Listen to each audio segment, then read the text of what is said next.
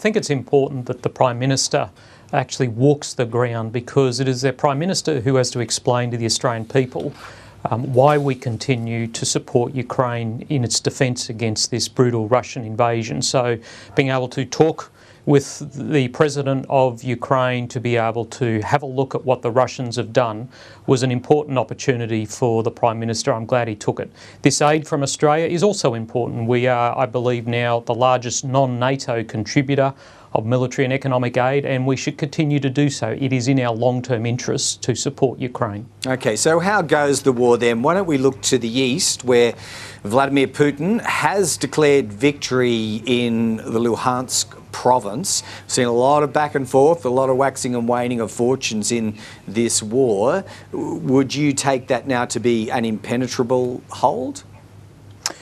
Not at all. They've obviously made some gains over the last couple of months, the Russians, but it has been slow. The Ukrainians have made them bleed for every kilometre that they've gained. Putin even acknowledged this in his direction to Minister Shoigu in the last 24 hours, saying they probably needed a rest, but in the same breath he also said they need to keep going, which I'd interpret as the Russian forces will keep going in the east for the time being, and the Ukrainians will remain under some pressure there. And what would that Russian campaign in the east, its stronghold right now, what will that look like? Do you think they would press back into Kiev again? I don't think that's on the cards at any time soon. I mean, the Russians have learnt to focus on one front at a time, and they've got enough on their hands in the east.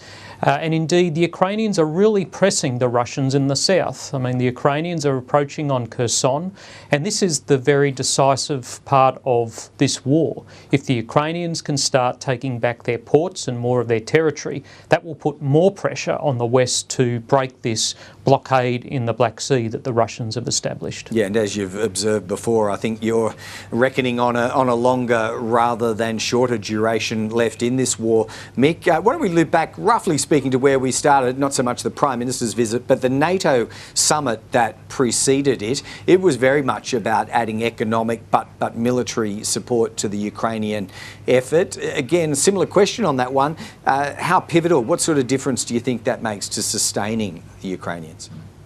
I think it was a very important summit. For the first time in many years, NATO seems to have a real purpose about itself. It has a clear focus in tackling not just the threat posed by Russia, but for the first time in its strategic concept, it's acknowledged the threat posed by China and this partnership by China and Russia. So it was a very important summit that Australia was invited to attend.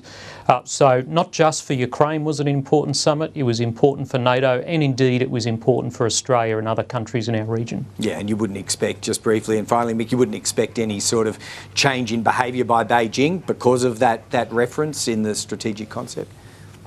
No, we got exactly what we expected out of Beijing, which was angry words that they've been singled out as a threat to democracies again.